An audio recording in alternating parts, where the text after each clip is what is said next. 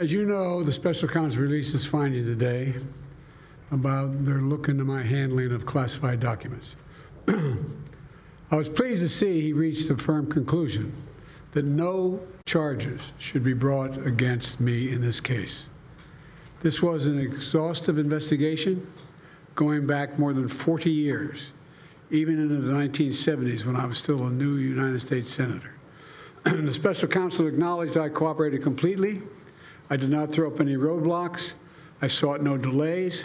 In fact, I was so determined to give the special counsel what he needed, I went forward with a 5-hour in-person interview over 2 days on October the 8th and 9th of last year, even though Israel had just been attacked by Hamas on the 7th and I was very occupied.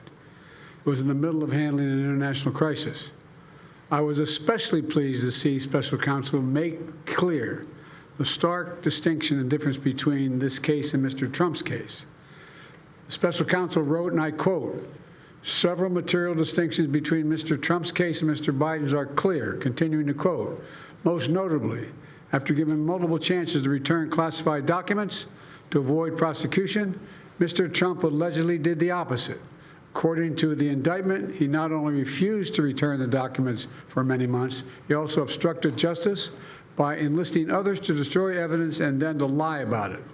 In contrast," he went on to say, "Mr. Biden turned in classified documents to the National Archives and the Department of Justice, consented to the search of multiple locations, including his home, sat for a voluntary interview, and in other ways cooperated with the investigation," end of quote. I've seen the headlines since the report was released about my willful retention of documents.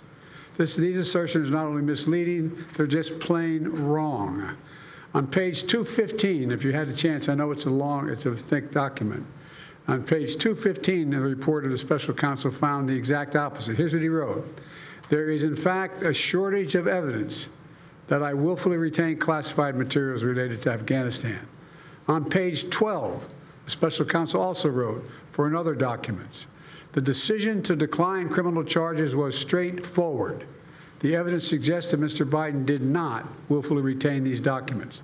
The evidence said I did not willfully retain these documents. In addition, I know there's some attention paid to some language in the report about my recollection of events. There's even reference that I don't remember when my son died. How in the hell dare he raise that? Frankly, when I was asked the question, I thought to myself, it wasn't any of their damn business. Let me tell you something. Some of you have commented, I wear since the day he died, every single day, the rosary he got from Our Lady of... Every Memorial Day we hold a service remembering him, attended by friends and family and the people who loved him. I don't need anyone to remind me when he passed away or if he passed away. Simple truth is I sat for a 5-hour interview over 2 days of events going back 40 years. At the same time I was managing an international crisis, their task was to make a decision about whether to move forward with charges in this case. That's their decision to make. That's the counsel's decision to make. That's his job. And they decided not to move forward. For any extraneous commentary, they don't know what they're talking about.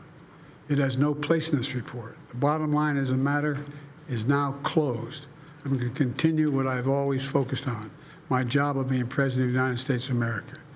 Thank you, and I'll take some questions. President Biden, something the special counsel said in his report is that one of the reasons you were not charged is because, in his description, you are a well-meaning elderly man with a poor memory. I'm well-meaning, and I'm an elderly man, and I know what the hell I'm doing. I've been president, and I put this country back on its feet. I don't need his recommendation. It's totally How bad is your memory, and can you continue as president? My memory is so bad I let you speak. That's Do you feel your memory has gotten worse, Mr. President? My memory is not gotten. My memory is fine. My memory. Take a look at what I've done since I've become president. None of you thought I could pass any of the things I got passed. How'd that happen? You know, I guess I just forgot what was going on. Mr. President. Voters have concerns about your age. How are you going to assuage them? And do you fear that this report is only going to fuel further concerns about your age? Only by some of you. Mr. President, were cleared of criminal liability today, but do you take responsibility for at least being careless with classified material? I take responsibility for not having seen exactly what my staff was doing. It goes in and points out things that appeared in my garage, things that came out of my home, things that were moved not by me, but my staff.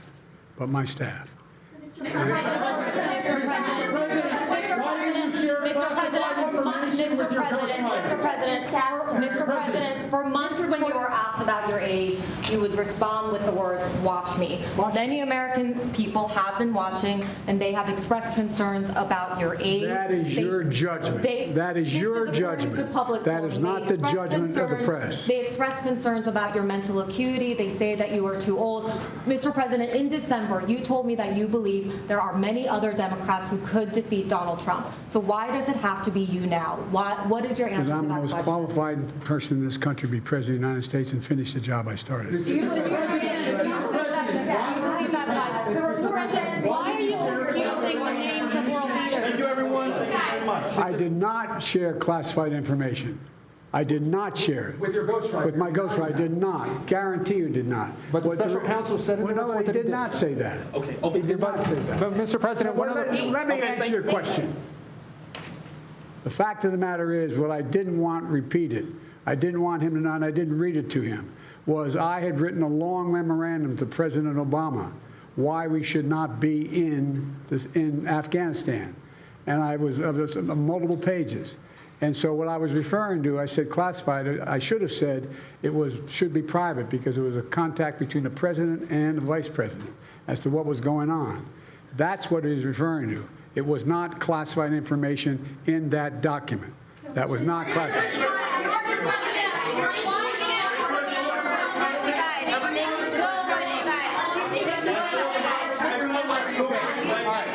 He called on me. When you look back at this incident, is there anything you would do differently now? And do you think that a special prosecutor should have been appointed in the first place in both of these cases?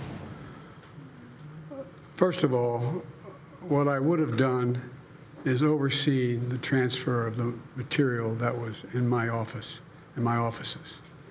I should have done that. If I go back, I didn't have the responsibility to do that. That was my staff was supposed to do that, and they referenced that in the report.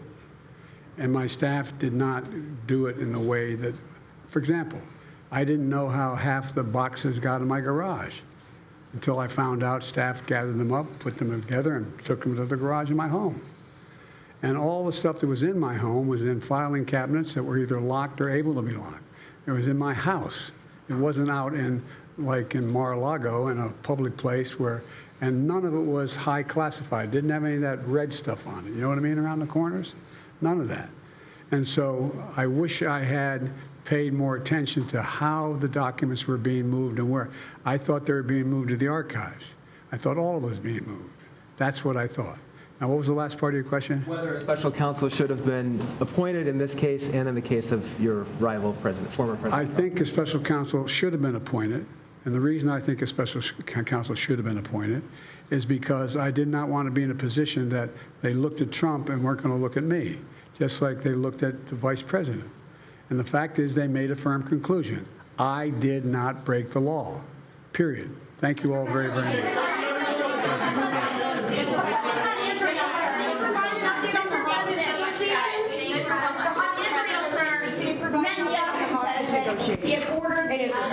The hostage negotiation, look.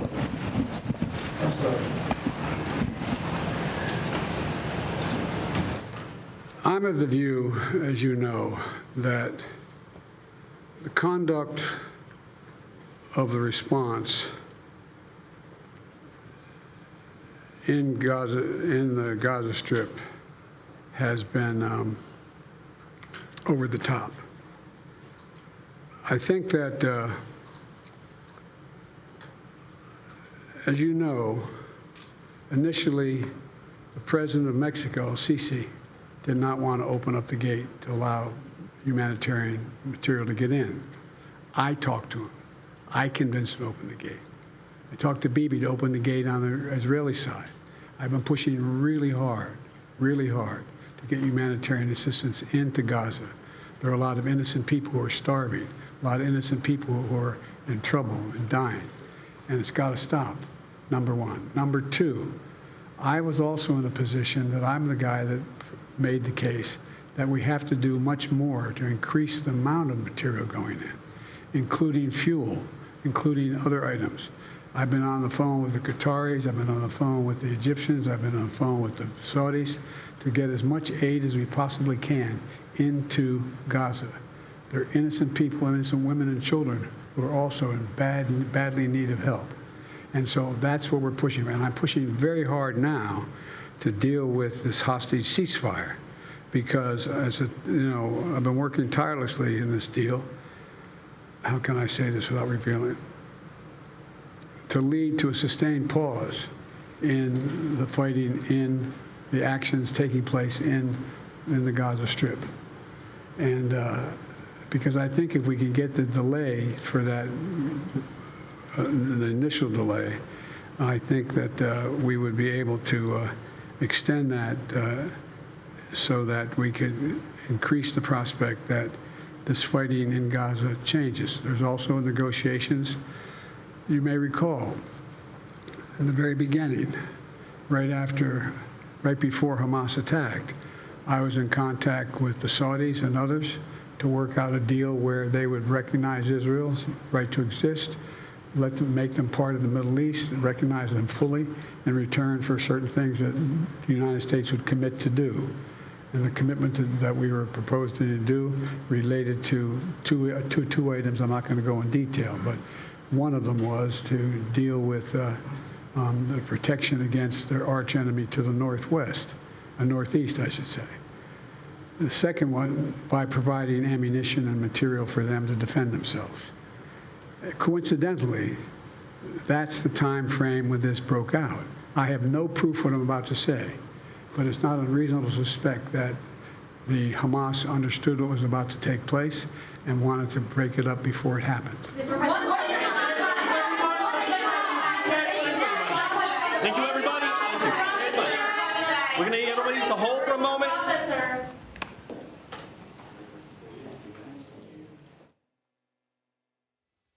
We have just seen the president speaking there from the White House, referring to the special counsel's report. The president said, "I did not break the law." He blamed his staff for the handling of the classified documents, said he should have overseen it more closely, in referring to the date of his son's death, which the special counsel mentioned in his report, and the president's inability to remember that date. The president said that when asked about it in that 5-hour interview, he said it wasn't any of his damn business, referring to the special counsel or the special counsel's team.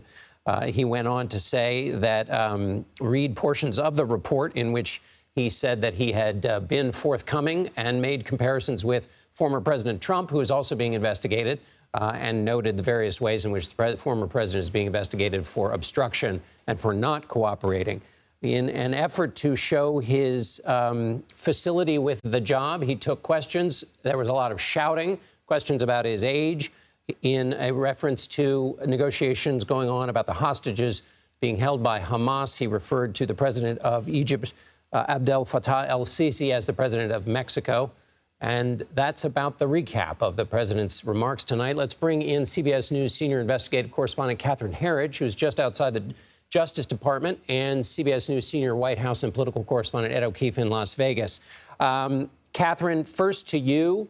The president also said that a key conversation that he had with his ghostwriter on his book, which was captured and contained in the report, and check me if my facts are wrong here, in which he said he had to go get classified materials.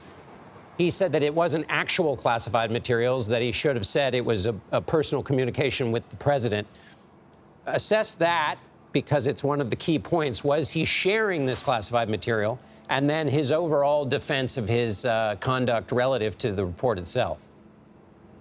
Well, his overall defense of the handling of classified information is that there are stark differences between his case and that of the former President Donald Trump. He says that in his case there was cooperation, when the allegation against former President Trump is that there was distrust with the investigation, that there was destruction of evidence, and there was obstruction. On the issue of speaking with this ghostwriter, it's a little bit more complicated than what the president just told reporters. What he didn't mention is that the ghostwriter, once he learned of the investigation, deleted audio tapes of those interviews. They were eventually recovered by the FBI, and the special counsel considered charging this ghostwriter in connection with the destruction of what was very important evidence. And there seems to not be a meeting of the minds as to what was discussed with that ghostwriter rose to the level of classified information. We don't have the benefit, John, of looking at these records independently so that we could really understand whether it's an executive privilege issue, as he says, between himself and then President Obama, or whether it is, in fact, a classification issue. And then quickly, Catherine, on this question of staff, he basically said, and there's some of this in the actual report, he said essentially this was staff work when they were leaving the White House, and that the staff put the boxes in various places. He seemed at one point to claim that anything that was classified was in a secure location, which the pictures from the special counsel's report would seem to contradict. But what do you make of, I mean, in addition to the fact that he's essentially blaming his staff, what do you make of that relative to what's in the actual special counsel's report? Well, the special counsel does say very clearly that there was a reasonable doubt, probably in the mind of a jury, as to whether the former Vice President, Joe Biden, understood that some of these records were being moved in his offices, that he had directed that. It could have happened without him knowing. But the part of the report that the president has neglected is these personal notebooks. These personal notebooks included his detailing of these highly classified briefings, the President's Daily Brief, National Security Council meetings, and there's no suggestion in the special counsel report that they were ever securely maintained, and there's no suggestion that he had the authority to maintain those notebooks that had classified information. Because the bottom line is that it doesn't matter what the classified information looks like, whether it's got a big top secret red label on the top of it or whether it's contained in a personal notebook. As far as the intelligence community is concerned, what's in that notebook, if it's classified, it doesn't matter that there are no stamps on it. So that's sort of where I would leave the conversation there. Right, and that was a distinction he was making, and yours, and you've fact-checked him on that. Catherine Herridge, thank you so much. Now let's bring in Ed O'Keefe in Las Vegas. Okay, Ed, let's just deal for a moment with the report itself. Give me your read on the timing and the fact that the president did this evening. He doesn't come out every time his name is in the news. You give me your sense of what their intention was at the start. John, what you just saw there is the beginning of an attempt by this White House to now more aggressively explain and defend the president, what he's done, what he wants to do going forward. For the last year plus, since CBS News broke word of this special counsel investigation, you'll recall it was our Adriana Diaz who started all this and revealed to the world that this was happening.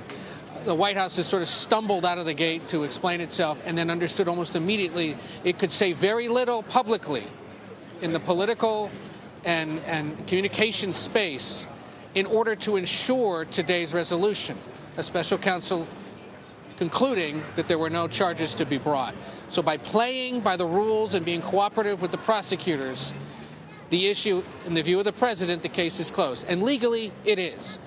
Politically now, however, given that special prosecutor's report today that raises specific instances when he could not recall certain things, including, as the report says, the day of his son's death, it gives Republicans and other critics of the president catnip to pull from and say, look, if a professional prosecutor has concluded this, why should he be present? Right. And down the street from us here in Las Vegas tonight, the former president, Donald Trump, will be here. Undoubtedly, he will begin to use this special counsel's conclusions to his advantage on the stump as he continues prosecuting the case against the sitting president. The conclusions with respect to age, not the conclusions with respect to the fact that Biden cooperated and Trump not only didn't cooperate, but is alleged of essentially orchestrating a scheme of obstruction.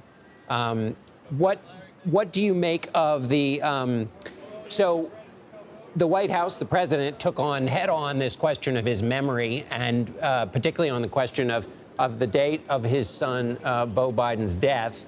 And he said that when he was asked about it, he said that it wasn't any of his damn business, referring, I presume, to the special counsel or whoever was doing the questioning. An effort there to go on offense, obviously, on this very specific question of his ability to recollect. And he also mentioned that he was, quote, I was very occupied, it having been right in the middle of the response to the Hamas attack on October 7th. Yeah. So on the issue of his son and conjuring up sympathies for that, the White House knows, the president knows, there is great sympathy and understanding for his incredible loss, that of his son. And anyone who covers him, anyone who follows him on a regular basis knows that date affects him and afflicts him unlike anything else. And frankly, is his whole reason for being president, because he realized he had to do this after his son had told him on his deathbed, in essence, keep fighting, keep going. So it is the whole reason for why he decided to run again for president. But on this idea that he had to do this while dealing with a global crisis, well, look, respectfully, Mr. President, I think voters would tell you, and they've told us, you should be able to do multiple things at once, be they domestic, foreign, or personal, and still be able to ably serve. And it will feed into the perceptions that voters continue to tell us about, even though he disputed that in the exchange with reporters, that there is concern about whether he can continue to serve 4 more years into his 80s as president. And what we don't know, John, because the polling can't entirely tell us this, do they not want him to be president for all those reasons they're concerned about? Can he do the job day to day? Or do they not want him to do it because they just feel bad for somebody that old having to hold this job? Why didn't he decide to step aside for a younger candidate? And we're going to see between now and Election Day how this continues to play out, how voters think about it. The hope at the White House is, okay, it's February, let's get this out of the way, let's move on.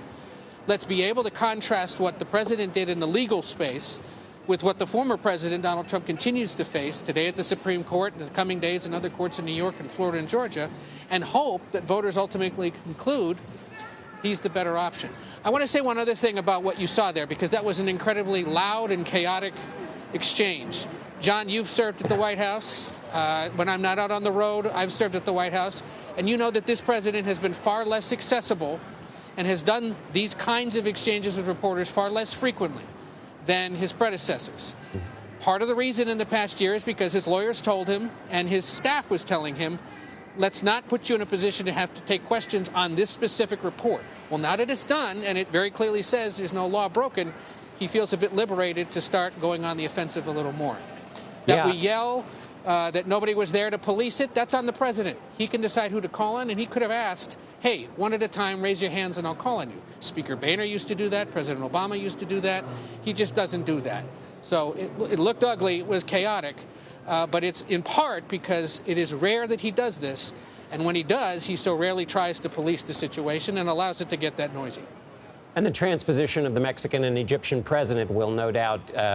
It's Exhibit A. It's exactly what what voters have said, what people in his own party, what people who serve in Democratic politics right now in leadership positions say they're worried about, because it just adds up. And they know that ultimately that's the kind of thing that could stop him from getting reelected. Sisi is the president of Egypt. That's what he was talking about. And by the way, that's the other headline of the night. Did he not say that the Israeli response in Gaza now is too excessive? Yes, that's exactly. That's a notable statement now. You're exactly right. Thank you for bringing that up. I noted that as well. The president managing the borders of Gaza and the southern border in America. Presumably those are both on his mind. Ed O'Keefe, appreciate it. Thank you. Jessica Levinson joins us now with more analysis. She's CBS News legal contributor and professor at Loyola Law School. Jessica, you've had a long day dealing with the Supreme Court, so I guess what is your takeaway from any of this stuff with respect to the special counsel's report? I'm putting you on the spot here after spending a day concerned with Section 3 of the 14th Amendment. Well, I think my takeaway is that there is a vast difference between the story of President Biden and how he should not have had classified documents and impermissibly stored those classified documents, and former President Trump and how he had classified documents and did not properly store them. Because the beginning of the story sounds very similar. We have a former vice president and a former president, and each of them have classified documents. And in each case, there's no question that they shouldn't have them. And in each case, I think the American public doesn't want to hear, it was my staff, doesn't want to hear, well, my house is locked. If classified documents are supposed to be kept a specific way, then they're supposed to be kept a specific way. But the stories diverge greatly after that. And so legally speaking, not thinking about the politics of this, which I think is not great for the current president, but thinking about the law, in my mind, I can't stop thinking about one word, and that's obstruction. And when it comes to the current president and how he treated the situation, I think there can be no serious claim here of obstruction. There can be serious claims that he engaged in, that he did things he should not have done. But when it comes to the former president and why he is the one facing criminal charges and why he is the one on the receiving end of federal indictment and the current president is not, it keeps to me coming back to obstruction, because we know that the stories, as I said, diverge so greatly, where the National Archives, the Department of Justice, the FBI, saying to the former president apparently over and over again, give us those documents, where the allegations indicate that he refused, that he apparently tried to hide and or destroy those documents. That's what I think, taking the politics out of it, if you're a prosecutor, why do we have different outcomes here? That's the reason.